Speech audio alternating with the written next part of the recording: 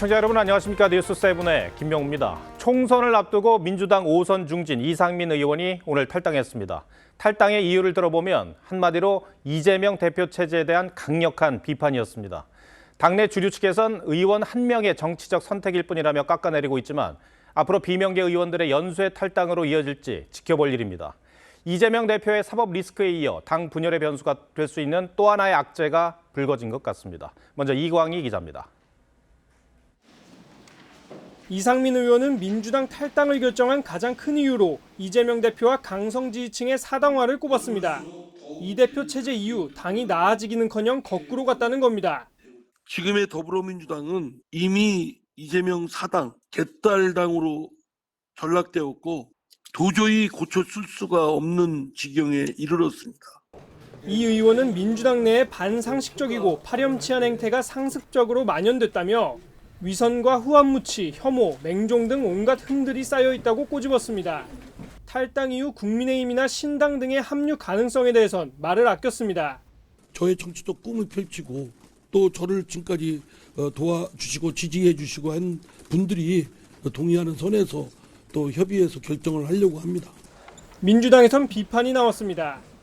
박상혁 의원은 이 의원이 과거 자유선진당으로 옮겨 재선에 성공했던 점을 거론했고 조승래 의원은 5선의 이 의원이 국회의장을 하려는 것이라고 꼬집었습니다.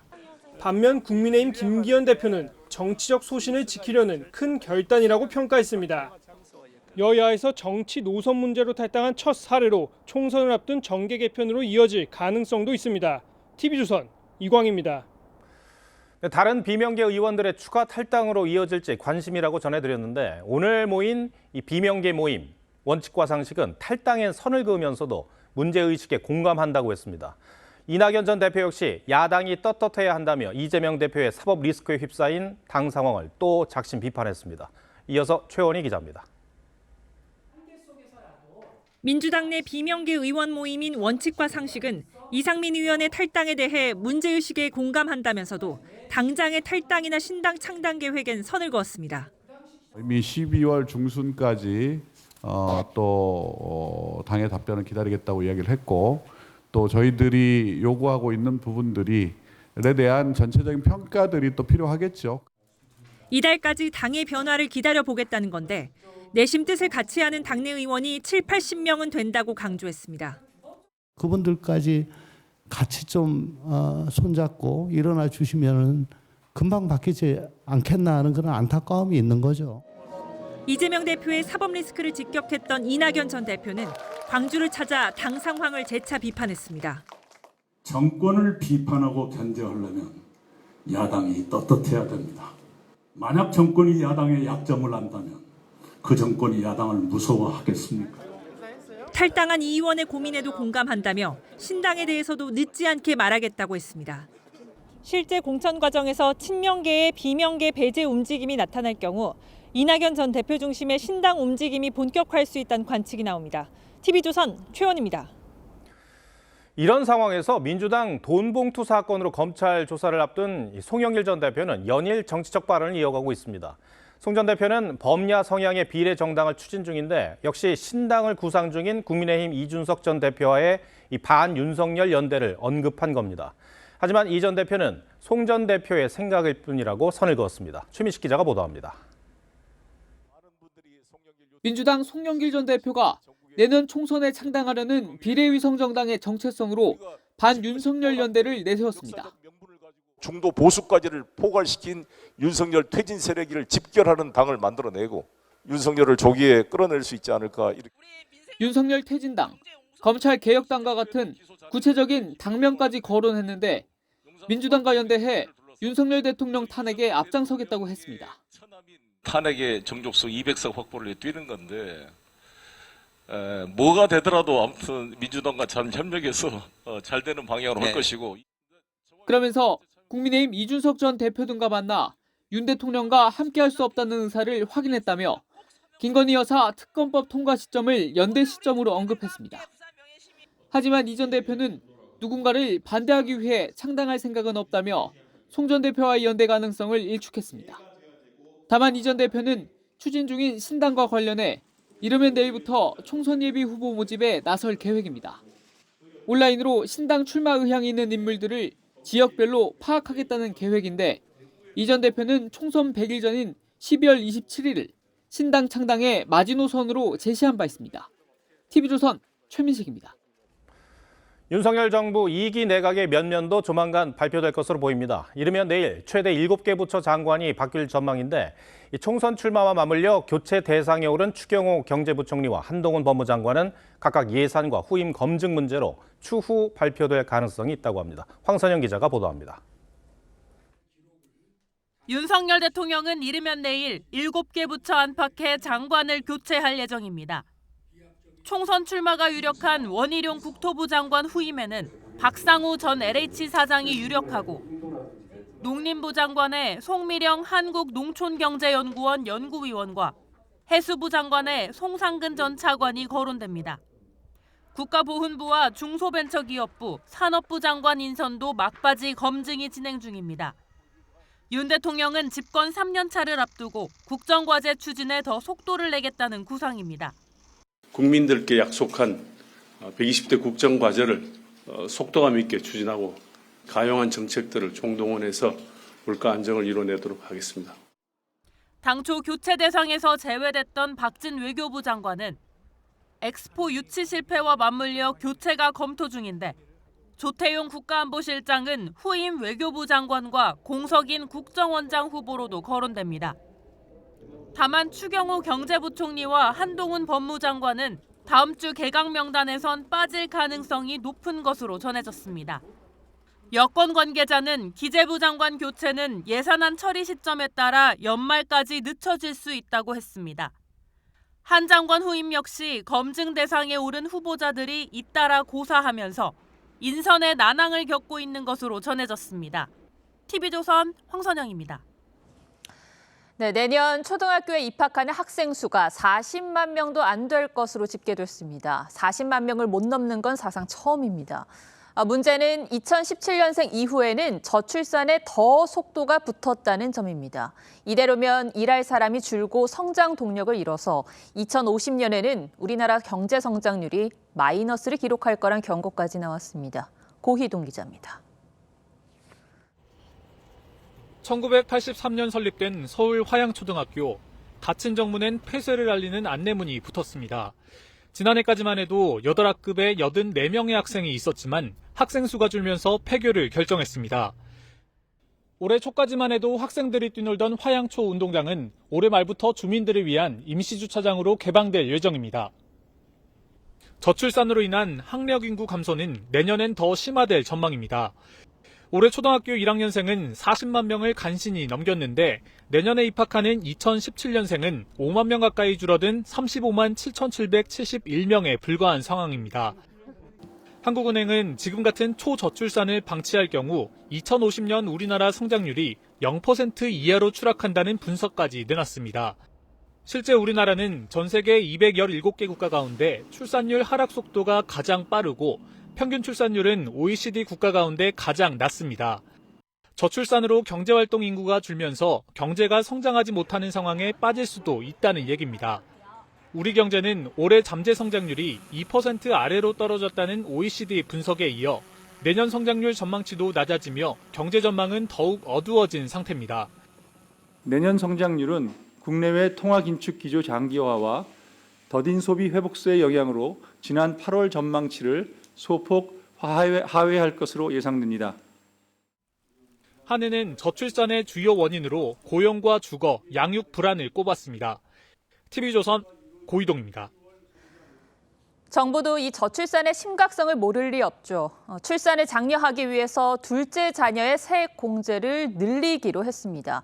내년 연말정산에 적용되는 내용인데요. 카드 소득 공제도 한시적으로만 늘립니다. 이건 내수 진작을 위해서라는데 총선용이라는 지적도 빠지지는 않습니다. 박상현 기자입니다. 여성분. 정부가 신용카드 소득공제 확대 카드를 꺼내들었습니다. 내년 카드 사용액이 올해 105%를 초과하면 100만 원 한도 내에서 초과분의 10%에 대해 추가 소득공제를 해주는 방안입니다. 한 예로 카드 사용액이 올해 2천만 원에서 내년 3,100만 원으로 늘어나면 100만 원을 추가 공제해주는 방식입니다. 카드를 많이 쓰면 그만큼 소득공제를 더 해주겠다는 겁니다. 주거비 부담 완화를 위한 월세 세액공제 한도도 상향됩니다. 월세 세입자의 세액공제 한도액이 현행 연 750만 원에서 1,000만 원으로 높아집니다. 출산 장려를 위해 다자녀 세액공제도 확대됩니다. 둘째 자녀 세액공제액이 지금의 15만 원에서 20만 원으로 늘어납니다. 이번 방안은 정부의 내수 활성화 계획과 야당의 요구가 맞아떨어진 결과입니다. 우리 정부 국정과제 그리고 내년도 각 부처의 업무 계획 등에 반영하여 반드시 실천하도록 하겠습니다. 시장에선 내년 4월 총선을 앞두고 정부의 이번 조치가 국민 세부담 완화에 효과가 있을 것으로 기대하고 있습니다. 소비를 올해부터 더 많이 하는 사람에게 세금을 깎아주겠다는 거기 때문에 내수 진작의 방점으로 보이고요. 정부는 내년도 예산안에 반영해 국회 본회의에서 의결한다는 계획입니다. TV조선 박상현입니다. 네, 오는 15일부터 주말이나 평일밤 시간대에 전 국민이 비대면 진료를 이용할 수 있게 됩니다. 규제가 대폭 완화된 건데 반쪽짜리 정책이란 지적도 나옵니다. 앞으로 어떻게 이용 가능한지, 개선점은 없는지 사회정책부 황민지 기자와 따져보겠습니다. 자, 황 기자, 병원이 열지 않는 시간대에 전 국민이 이용할 수 있다면 사실상 전면적인 허용으로 봐야 됩니까? 네, 그렇습니다. 이제는 밤 시간대나 주말에 아프면 전 국민이 병원을 직접 가지 않고 비대면으로 진료를 받을 수 있습니다. 평일은 오후 6시 이후고요. 토요일은 오후 1시 이후입니다. 또 언제든지 비대면 진료가 가능한 의료 취약 지역도 전체 시군구의 40%인 98개로 확대했습니다. 네. 정부는 지난 1일 이 같은 대책을 발표했는데 당초 코로나 기간 동안 가능했던 비대면 진료를 지난 6월부터 시범 사업으로 시행하면서 규제가 너무 많아져 불편하다는 지적에 따른 겁니다. 네, 시범 운영할 때는 재진 환자만 비대면 진료를 받을 수 있었는데 이 규제도 풀어진 겁니까? 네, 그렇습니다. 이전에는 30일 이내에 같은 질병으로 대면 진료를 받은 의료기관에서만 비대면 진료가 가능했는데 이제는 질병에 관계없이 6개월 이내에 방문한 병원에서 비대면 진료를 받을 수 있게 됩니다. 예를 들면 위경련으로 병원을 찾았었다면 한 달 이내에 위경련으로만 비대면 진료가 가능했었는데요. 이제는 위경련 약을 처방받았던 병원에서 감기 비대면 진료도 받을 수 있게 된 겁니다. 이렇게 설명을 들으면 거의 다 규제가 풀어진 것 같은데 왜 반쪽짜리라는 지적이 나옵니까? 네, 약 배송이 여전히 금지됐기 때문인데요. 비대면 진료를 받더라도 약은 약국에 직접 가서 타야 합니다. 하지만 현재 8시 이후에 운영하는 약국은 39%, 일요일에 여는 약국은 15%에 불과합니다. 또 막상 당번 약국을 찾아가도 처방받은 약이 없을 수도 있습니다. 그때는 약국 접근성도 똑같이 떨어지는 시간이거든요. 제도 이 완화의 취지를 조금 무색하게 하는 규제인 것 같아서 안타까움은 좀 있습니다. 그런데 약 배송을 허용하지 않는 이유가 따로 있습니까? 네, 일단 약 배송을 하려면 약사법을 개정해야 합니다. 약사법 제50조 1항은 약국에서만 의약품을 판매할 수 있다고 규정하고 있습니다. 약사의 관계자는 비대면 진료가 데이터를 주고받는 의료 영역이라면 의약품 배송은 현물이 오고 가는 과정이기 때문에 별개의 사안이라며 배송 과정에서 변질과 오배송을 막는 안전장치 마련이 선행되어야 한다, 이렇게 설명을 했습니다. 또 다른 관계자는 비대면 진료 플랫폼과 제약회사가 직접 연계돼 독점 문제가 발생할 수 있다며 우려를 제기하기도 했습니다. 정부는 추가 검토를 하겠다는 입장입니다. 이 부분에 대해서 많은 이견이 있습니다. 그래서 사전 조율이 좀 더 필요한 분야이고 민원인의 입장에서는 불편함이 있는 것은 사실이고요. 네, 우려되는 부작용들이 있군요. 해외도 약 배송이 불가합니까? G7 모든 국가를 포함해 OECD 38개국 중 36개국이 의약품 배송을 허용하고 있습니다. 일본은 일반 의약품은 인터넷에서도 구매가 가능하고 처방약은 원격 복약 지도를 받고 배송받을 수 있습니다. 프랑스도 약사가 약을 직접 배달하거나 택배로 받을 수 있습니다. 네, 그렇군요. 사실 코로나 이전만 해도 비대면 진료는 먼 얘기 같았는데 이만큼 진일보했잖아요. 우려들을 하나씩 지워나가면서 한 발자국씩 나아가면 되지 않을까 싶습니다. 황 기자 잘 들었습니다.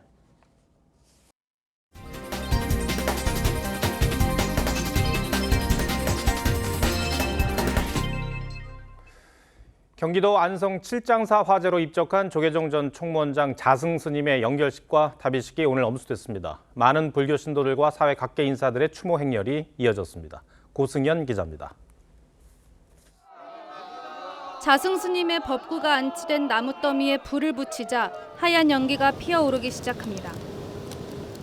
사바 세계에서 인연이 맺어져 보낸 시간이 아쉽고 그립기만 합니다.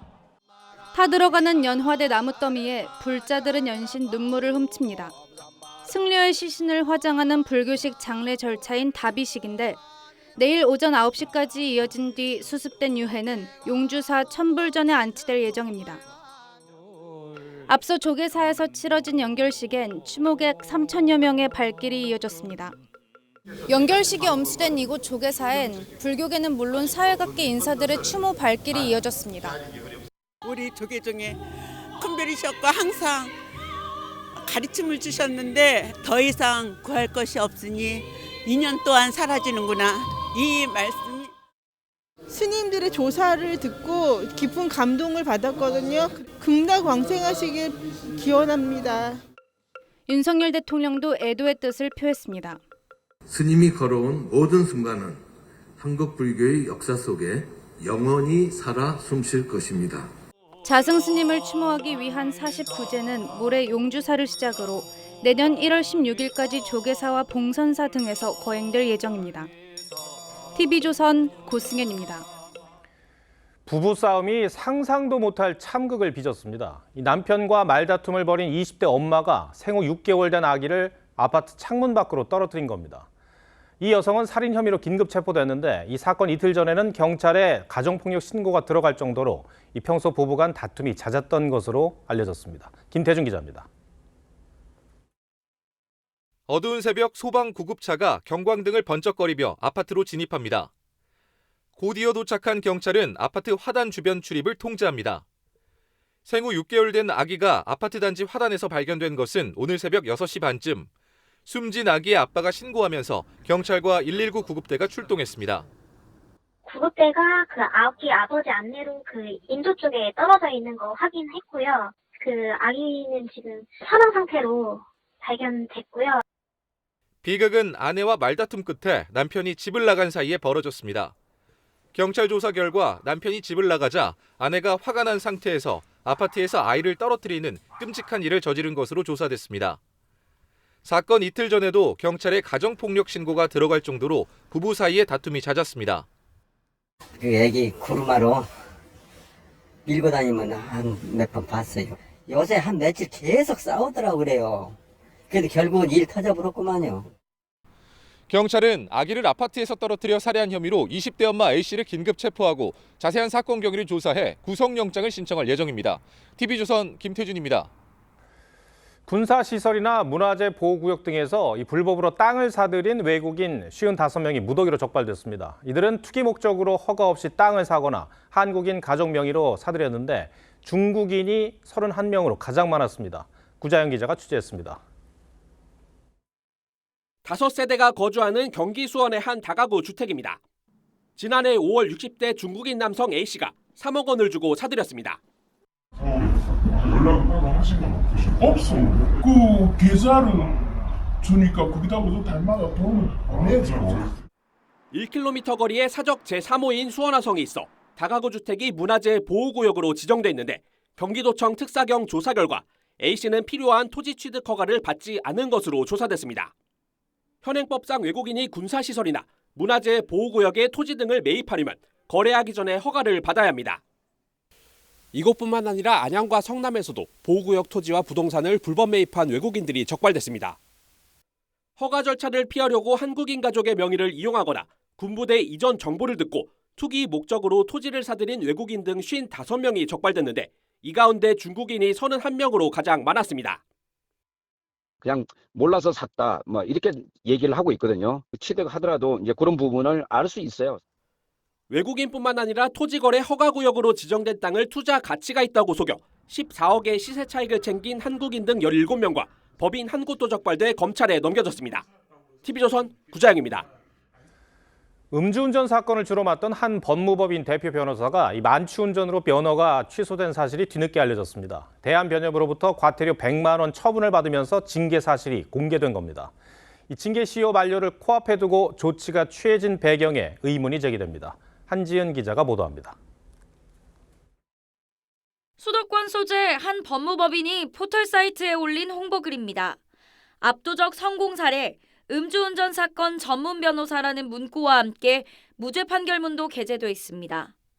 그런데 해당 판결문에 이름을 올린 법무법인 대표 A 변호사가 2020년 만취운전으로 적발돼 면허가 취소된 사실이 뒤늦게 파악됐습니다. 대한변호사협회가 지난달 14일 품위유지 의무 위반을 이유로 A 변호사에 대해 과태료 100만 원 처분을 내리면서 변호사법에 따라 징계 내용을 공개했기 때문입니다.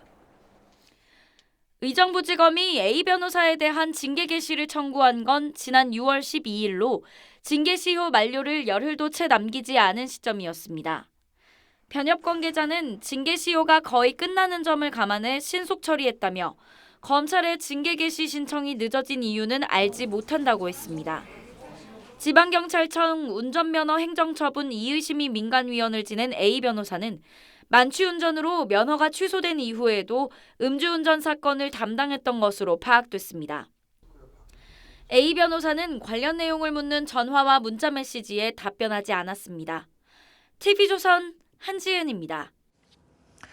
국내에 정착하는 다문화 가정이 늘면서 다문화 학생도 최근 10년 동안 3배 가까이 급증했습니다. 이제는 더 이상 구분짓지 않고 어떻게 하면 공동체에 잘 녹아들게 할지 함께 고민할 때인데요.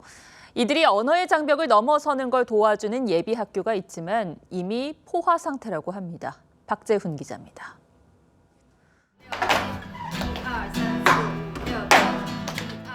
K-팝 음악이 흘러나오는 교실에서 학생들이 선생님 신호에 박자를 맞춥니다. 3년 전 문을 연 서울형 한국어 예비학교 한빛 마중교실의 수업 모습입니다. 해외에서 온 다문화 학생들이 학교에 입학하기 전 이곳에서 한국어 등 5개 과목을 배우고 있습니다. 그동안 중국과 일본, 베트남 등 8개국 학생 136명이 이곳을 거쳤습니다. 저출산 여파로 서울 학생 수는 7년 만에 26% 줄어든 반면 다문화 학생은 46% 늘었습니다. 하지만 이들의 적응을 돕는 예비 학교는 4곳에 불과합니다. 대기하는 학생들이 굉장히 많다 보니까 이 친구들이 바로 학교에 들어가는 경우가 많습니다. 강북에서부터 여기까지 오는 경우들도 있어요. 서울시 교육청은 2026년까지 서울형 한국어 예비학교를 7곳 추가로 설립해 입학 전 한국어 집중 교육을 의무화할 방침입니다. 인종과 언어, 문화가 다르다는 이유로 누군가가 뒤처지고 누군가가 배제되는 공동체는 지속 가능하지 않다고 생각합니다. 아울러 다문화 학생이 밀집한 학교에는 한국어 교육을 위한 별도 학급을 만들고 전문 강사 등을 지원할 예정입니다. TV조선 박재훈입니다. 정착에 어려움을 겪는 건 같은 민족인 탈북민들도 마찬가지입니다. 목숨을 걸고 북한을 탈출했지만 제2의 삶을 살기에는 일자리를 구하기가 너무도 어렵다고 합니다. 정부가 이들을 위해 9년 만에 탈북민 일자리 박람회를 열었습니다. 탈북민들이 겪는 가장 큰 난관이 무엇인지 이태영 기자가 현장에서 들어봤습니다. 한 여성이 채용 게시판을 한참 바라봅니다. 2010년 목선을 타고 귀순한 탈북민입니다. 사흘 밤낮 배를 타고 동해 북방 한계선을 넘는 데 성공했지만 시험난이란 벽에 또 부딪혔습니다. 처음에 왔을 때는 북한 사람에 대한 이 편견이 심해가지고 우리 북한 말로 이렇게 하면 이게 고객들이 좀 거부감을 느낀다 하면서 취업할 때 많이 어려웠어요. 탈북 후 28살 늦가기 대학 졸업생이 됐지만 영어란 문턱을 쉽게 넘지 못하는 탈북민도 있습니다. 저 같은 경우에는 영어가 좀 부족해서 영어 부분이 제일 어렵고 대학교 때는 이제 수업만 듣느라 정신이 없어가지고 취업에 어려움을 겪는 탈북민들을 위해 141개 기업이 참여하는 일자리 박람회가 열렸습니다. 작년 말 공개된 탈북민 실업률은 6.1%로 일반 국민 대상 실업률보다 높습니다. 이 때문인지 9년 만에 열린 박람회에는 1,500명이 넘는 사람들이 몰렸습니다. 탈북민들은 취업 과정에서 가장 어려운 점을 편견과 학력 부족, 정보 부족 순으로 꼽았습니다. 고용 과정에서 겪는 어려움 중에 하나가 바로 편견과 선입견인데요. 이번 박람회를 통해서 북한 이탈 주민분들께서 보다 많은 일자리를 얻게 되시고 먼저 온 통일로 불리는 3만 4천 탈북민들의 진정한 정착을 위해선 단순 현금성 지원을 뛰어넘어 취업과 창업에 대한 지원 강화가 필요하다는 목소리가 나옵니다. TV조선 이태용입니다. 소비기한이 임박한 식품은 꺼리기 마련인데 오히려 소비기한이 다 된 상품을 찾기 위해서 일명 마감런을 하는 소비자들이 늘고 있다고 합니다. 마감 할인을 하기 때문인데요. 고물가 불경기의 단면을 보여주는 소비 세태죠. 장윤정 기자입니다. 점심시간 강남 직장가의 한 편의점. 손님이 바코드를 보여주자 점원이 상품을 건넵니다. 이거 마감 시간 임박 상품이어서 할인된 제품이고요. 김밥과 도시락, 샌드위치 같은 즉석식품을 소비기한 마감 3시간 전부터 할인 판매하는데 소비자는 최대 45% 저렴하게 살 수 있어 좋고 점포는 처리 비용을 줄일 수 있습니다. 임박 상품이랑 이제 약간 시간이 맞으면 방문할 때 시간이 맞으면 좋을 것 같아요. 왜냐면 할인된 상품으로 여러 가지 구매해서 맛볼 수 있으니까. 유통 과정 중 흠집이 생겨 반품된 제품을 손봐 저렴하게 판매하는 리퍼브 상품도 인기입니다. 160만 원이 넘는 고가 유모차입니다. 온라인 쇼핑몰에서 단순 반품된 새 제품인데 리퍼브 상품으로 69만 원에 할인 판매 중입니다. 주부들에게는 저렴한 가격이 가장 큰 매력입니다. 지금 할인된 가격에서 내일까지 또 20%를 더 해준다네요. 애기들 이런 장난감 같은 거 부담 없는 걸로 재밌게 놀으라고 그런 물건 하나 사고. 가치 소비를 중시하는 젊은 층에게도 흠집은 흠이 아닙니다. 테이블, 가구나 의자 같은 거 스크래치가 난 상품들은 구매를 했었습니다. 버려지게 되면 결국에는 환경오염에도 영향을 줄 수가 있으니까 좀 착한 소비라는 좀 장점이 있는 것 같습니다. 불경기와 친환경 바람에 소비자들의 인식이 바뀌면서 대형 유통업계의 리퍼브 매장도 점점 늘어나고 있습니다. TV조선 장윤정입니다. 남해안에는 대형 울타리와 대나무 발통을 이용해서 멸치를 잡는 죽방염 어업이 있습니다. 무형문화재로 지정된 전통 멸치잡이인데요. 500년 넘은 이 전통도 존폐 위기를 맞았습니다. 지난해부터 수온이 올라 남해안의 멸치떼가 자취를 감췄기 때문입니다. 이성진 기자가 취재했습니다. 바다 곳곳에 커다란 울타리가 늘어섰습니다. 팔자 형태의 기둥 끝엔 대나무로 만든 동그란 발통이 자리 잡았습니다. 발통 안을 들여다보니 다양한 물고기들이 갇혀 있습니다.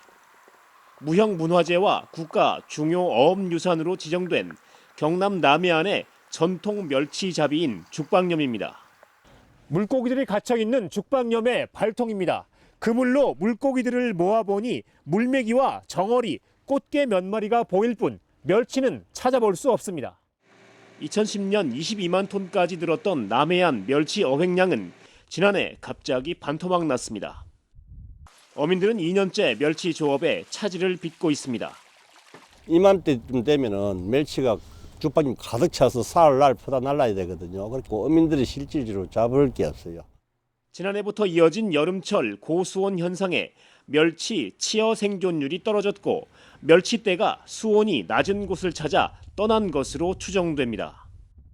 평년 대비 1.5에서 2.5도씨 높은 이상 고수온 영향으로 멸치 어군들이 남해 주 어장 밖으로 분산되었습니다. 바다 수온 상승에 멸치가 사라지면서 540년 전통의 죽방염 어업마저 존폐 위기에 내몰리고 있습니다. TV조선 이성진입니다. 필리핀 남부에서 어제 규모 7.6의 강진이 발생했습니다. 주민들은 여진과 쓰나미 공포 속에 뜬 눈으로 밤을 지새웠고 한때 일본에까지 쓰나미 경보가 내려졌습니다. 방글라데시에도 규모 5.6의 지진이 발생해 수십 명이 다쳤습니다. 황정민 기자입니다.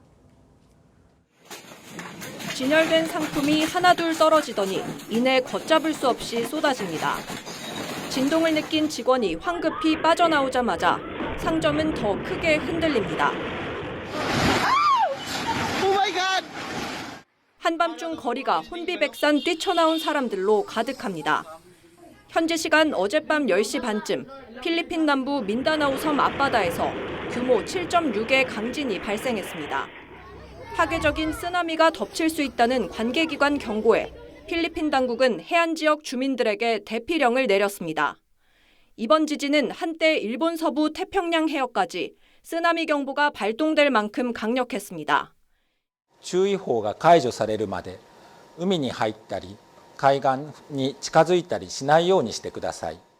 현재까지 최소 1명이 숨진 걸로 집계됐는데 규모 6 이상의 강한 여진이 수차례 이어져 피해 규모가 더 커질 수 있습니다. 지진이 빈번한 환태평양 조산대, 이른바 불의 고리에 속한 필리핀에서는 지난달에도 강진으로 최소 9명이 숨졌습니다. 같은 날 방글라데시에서는 이례적으로 규모 5.6의 지진이 일어나 최소 80명이 다쳤습니다. TV조선 황정민입니다. 일주일간의 휴전이 끝나고 이스라엘과 하마스는 다시 격전을 벌이고 있습니다. 전쟁이 이어질수록 민간인의 피해는 더 보탤 말이 없을 정도로 끔찍합니다. 특히 수많은 어린이들이 숨졌고 살아남은 아이들도 많은 상처와 고통을 안고 살아갈 수밖에 없습니다. 전쟁이 무엇인지도 모를 어린이들이 전쟁의 가장 큰 피해자가 된 참혹한 현실에 김자민 기자가 포커스를 맞췄습니다. 미사일 굉음이 상공을 가르더니 폭발음과 함께 검은 연기가 치솟습니다. 일시 휴전을 끝낸 이스라엘군은 하마스 지도부의 은신처로 추정되는 가자지구 남부 칸 유니스를 집중 폭격 중입니다. 가자 북부 주민 대부분이 피난간 곳입니다. The kids and the children and the women, what's the problem with them? It's unfair life, unfair world. 이스라엘은 휴전 협상팀마저 철수시키고 가자 남부에 지상군 투입을 준비 중입니다. יש לנו רצון להימנע מפגיעה באוכלוסייה, יש לנו רצון עז מאוד לפגוע בחמאס. 민간인 피해를 최소화하겠다는 이스라엘의 공언에도 사상자는 속출하고 있습니다. 무너진 건물 잔해 속에서 아이는 이미 목숨을 잃은 동생을 찾았습니다.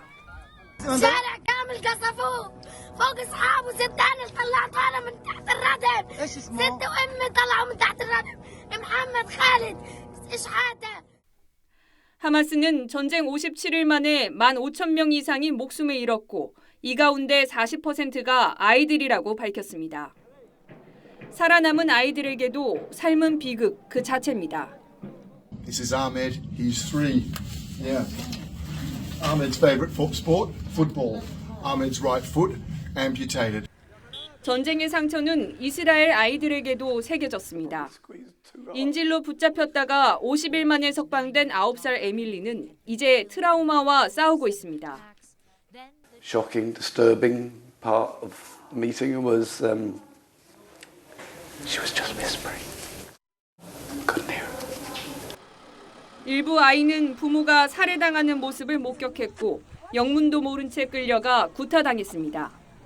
짧은 평화의 시간을 보낸 가자 지구의 어린이를 통해 왜 전쟁이 끝나야 하는지를 알 수 있습니다.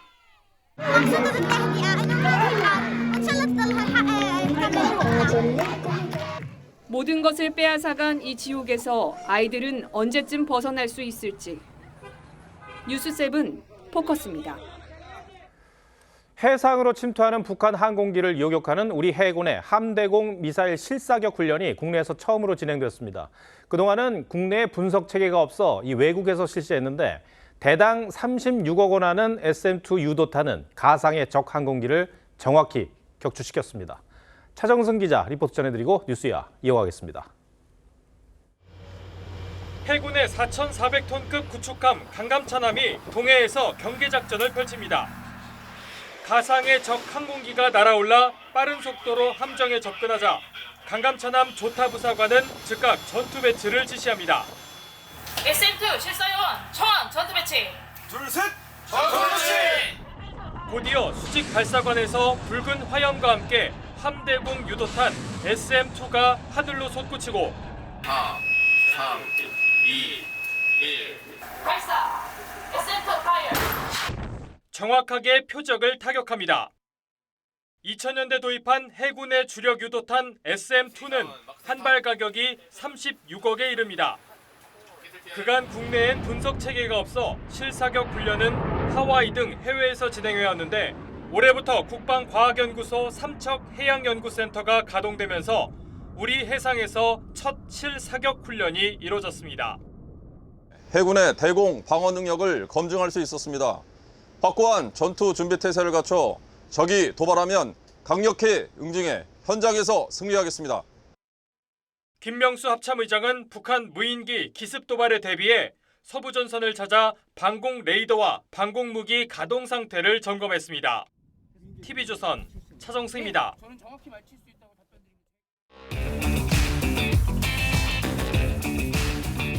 뉴스야 시작합니다. 정치부 최지영 기자 나와 있습니다. 첫 번째 물음표 볼까요? 네, 첫 번째 물음표는 이재명의 현행과 퇴행 사이입니다. 소설 제목을 패러디한 것 같습니다. 네. 지금 내년 총선 선거제 개편을 놓고 민주당 내 이견을 얘기해보자는 거죠? 네, 그렇습니다. 이 지난 21대 총선을 앞두고 민주당은 공수처 설치법 통과를 조건으로 당시의 범여권 정당들과 연대를 해서 준연동형 비례제를 일방 처리했었죠. 하지만 선거가 임박하자 자체적으로 위성정당을 만들어서 비례 47석 가운데 17석을 차지했습니다. 연대했던 소수 정당들의 비판이 쏟아졌고 이재명 대표는 지난해 대선 과 전당대회 때 거듭 반성을 표명하면서 위성정당을 만들지 않겠다 이렇게 약속을 한 상태입니다. 국민들의 주권 의지가 제대로 정치에 반영될 수 있도록 위성정당을 불가능하게 만드는 조치들도 필요하지 않겠냐. 그러면 이제 약속을 못 지키겠다고 하고 있는 건가요? 표면적으로는 그렇게 말한 적은 없습니다. 다만 이제 현행 선거제를 유지하고 위성정당을 만들지 않게 될 경우 민주당은 위성정당을 만들 국민의힘에 비해서 비례의석을 대거 뺏길 수가 있는 거죠. 선거라고 하는 거는 승부 아닙니까? 이상적인 주장. 멋있게 지면 무슨 소용이 있겠어요? 위성정당을 만들지 않으면 얼마나 차이가 나는 겁니까? 이게 개념이 조금 복잡하실 것 같아서 제가 몇 가지 상황을 가정해 놓고 계산을 한번 해봤습니다. 예. 국민의힘이 33%, 민주당이 34%가 나온 지난달 30일 갤럽의 정당 지지율 조사를 대입해봤는데요. 병립형 비례제로 회귀하게 될 경우 비례대표 47석을 정당 지지율에 따라서 배분하게 되면 국민의힘이 15석, 민주당이 16석으로 비슷한 결과가 나옵니다.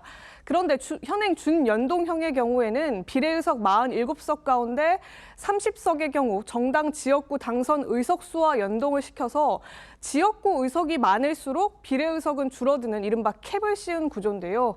국민의힘이 위성정당을 혼자 만들게 되면 21석가량을 얻을 수 있는 반면에 민주당은 위성정당을 만들지 않을 경우 6석만 얻게 될 정도로 의석 차이가 더 벌어지게 되는 겁니다. 그래서 현실론이냐 이상론이냐 이런 말이 나오는 거군요. 네, 맞습니다. 비명계에서는요, 병립형으로 회귀하는 건 선거제 퇴행이라면서 약속을 지켜야 한다 이렇게 반발하고 있죠. 신당 창당이 거론되는 송영길 전 대표와 조국 전 장관 입장에서는 현행 체제에서 민주당이 위성정당을 안 만들게 된다면 비례의석을 더 확보할 수 있는 여지도 있습니다. 결과적으로 민주당과 연대를 하면서 위성정당의 효과까지도 대신 낼 수가 있게 되는 셈입니다. 지난 총선 때 열린민주당 케이스를 생각해 보면 가능한 시나리오일 것 같은데 그런데 이 대표가 병립형 회귀를 이렇게 얘기를 하는 게 어떤 이해가 안 가긴 해요. 쉽게 말해서 이재명 대표가 직접 영입한 비례 인사들이 민주당의 이름을 달고 원내에 더 많이 입성하는 게 이 대표의 입지를 더 강화시키는 데 유리하다는 거죠. 또 조국 전 장관이나 송영길 전 대표의 경우에는 잠재적 대권주자로 분류도 되기 때문에 원내에 입성을 하게 된다면 장기적으로는 이 대표의 경쟁자가 될 가능성도 있습니다. 이 때문에 비명계 역시 정치 개혁을 위해서라기보다는 친명계 세력 약화를 염두에 둔 주장이 아니냐 이런 해석까지도 나오고 있습니다. 알겠습니다. 첫 번째 물음표 정해볼까요? 예, 첫 번째 물음표 이재명의 현행과 퇴행 사이의 느낌표는 약속 파기는 그만으로 하겠습니다. 이 대표가 언급한 멋지게 지면 무슨 소용이냐 이 말에는 국민에게 한 공개 약속보단 선거 승리라는 현실론이 더 반영됐다고 봐야 할 겁니다. 이 대표는 앞서서 불체포 특권 포기 약속도 뒤집은 전례가 있죠. 이제라도 약속을 지키는 모습을 보여주는 것보다 더 나은 선거 운동을 없을 것 같다는 생각이 듭니다. 네, 알겠습니다. 두 번째 물음표는 뭡니까? 예, 두 번째 물음표는 여당의 원희룡 활용법입니다. 최 기자가 지난주에 이 야당의 한동훈 활용법 이렇게 설명을 해줬는데 오늘은 여당의 원희룡 활용법이네요.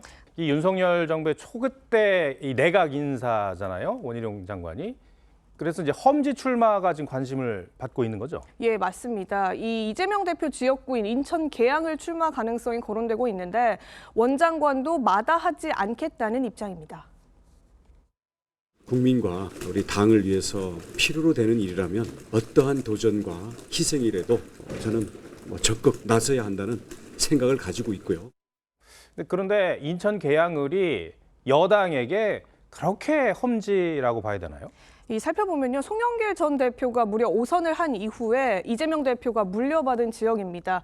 수도권 지역이라서 예측이 어렵습니다만 보수 정당에는 결코 쉽지 않은 게 사실이죠.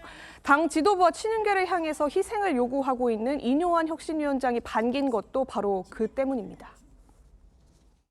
희생에 관한 국민의 보답이 있을 거리라고 저는 강하게 믿습니다. 그 당을 바꾸고 무엇보다도 나라를 생각한 사람들이 나올 겁니다. 그런데 이제 패할 경우에는 국민 입장에서 이제 수도권에서 쓸 카드 하나가 이제 없어지는 그런 셈이기도 한데 당내에서 부정적인 시각은 없습니까? 일부 있기는 합니다. 이 김병민 최고위원은요, 이재명 대표가 계양을에 나설 명분도 없는 상황인데 이 대표에게 오히려 원 장관이 명분만 줄 수 있다 이런 말을 했습니다.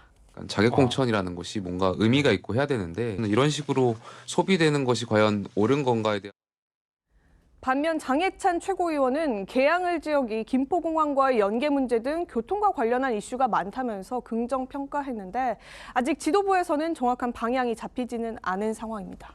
원희룡 장관 개인으로 보면 어떻습니까?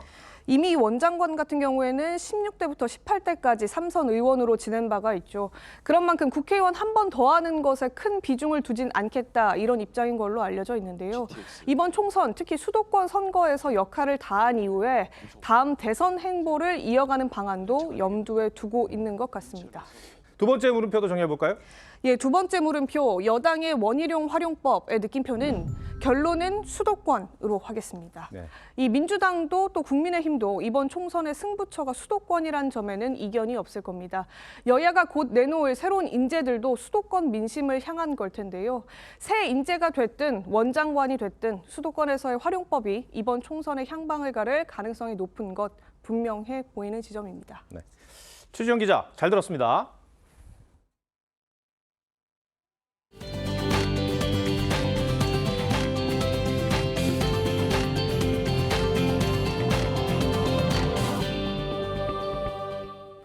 K리그 2연패를 달성한 울산이 오늘 홈에서 치른 시즌 마지막 경기에서 전북을 꺾고 우승을 자축했습니다. 사흘 뒤부터는 강등과 승격이 달린 운명의 플레이오프가 기다리고 있습니다. 성민혁 기자입니다. 울산에서 열린 현대가 더비. 초반부터 울산의 공세가 매서웠습니다. 전반 3분 김태환의 날카로운 크로스에 강원구가 머리를 갖다 댑니다. 김태환은 전반 17분에도 기습적인 중거리 슛을 선보입니다. 결실은 전반 32분 국가대표 수비수 설영우의 발끝에서 나왔습니다.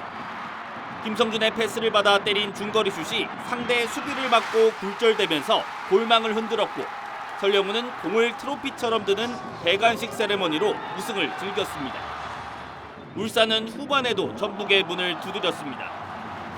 엄원상의 측면 돌파에 이은 크로스, 아타루의 슛. 엄원상은 후반 22분에도 쏜살 같은 돌파로 전북 수비진을 공략했습니다. 전북은 안현범의 날카로운 슛으로 반격을 시도했지만 승부를 뒤집지는 못했습니다. 울산이 1대0으로 승리하며 K리그 2연패를 자축했습니다. 울산 주민규는 득점왕을 차지했습니다. 2위 포항과 3위 광주는 득점 없이 비겼고 3위까지 주어지는 아시아 챔피언스 리그 티켓을 차지했습니다. 이제 치열한 승강 플레이오프가 남았습니다. 전통의 명가 수원 삼성의 강등과 김천 상무의 승격이 확정된 가운데 6일부터 1부 리그 하위팀 수원FC와 강원이 2부 상위팀 부산 김포와 운명을 건 2연전을 치릅니다. TV조선 성민혁입니다.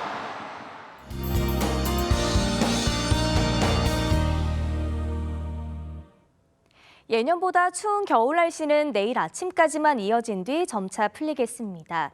내일 서울의 낮 기온 8도까지 오르며 평년 기온을 회복하겠는데요. 이후 화요일엔 아침 기온이 영상권으로 올라서겠습니다. 현재 강원 영동과 경북 북동 산지에 건조주의보가 계속해서 발효 중입니다. 여기에 바람까지 다소 강하게 불겠는데요. 산불 등 화재 사고에 유의하시기 바랍니다. 내일 전국 하늘 맑다가 점차 흐려지겠습니다.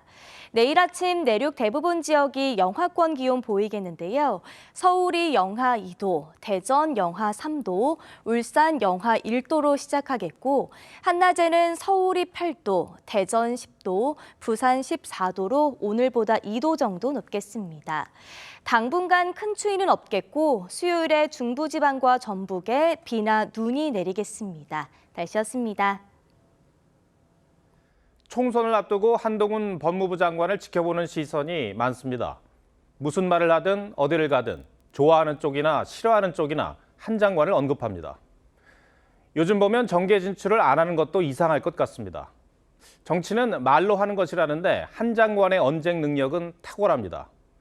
그 설전 속에서 민주당, 특히 친명 강경파들이 한 장관의 체급을 키워줬다고 봐야 맞을 것 같습니다. 민주당이 저를 띄운다는 점에 대해서 많은 분들이 공감하실 것 같습니다. 결국 한 장관은 한쪽 진영에서나 희망의 아이콘이지 반대쪽에겐 그저 적일 뿐이란 얘기도 됩니다. 그가 본격적으로 정치를 시작하면 양당의 지긋지긋한 혐오 정치는 더욱 극심해질 수도 있습니다.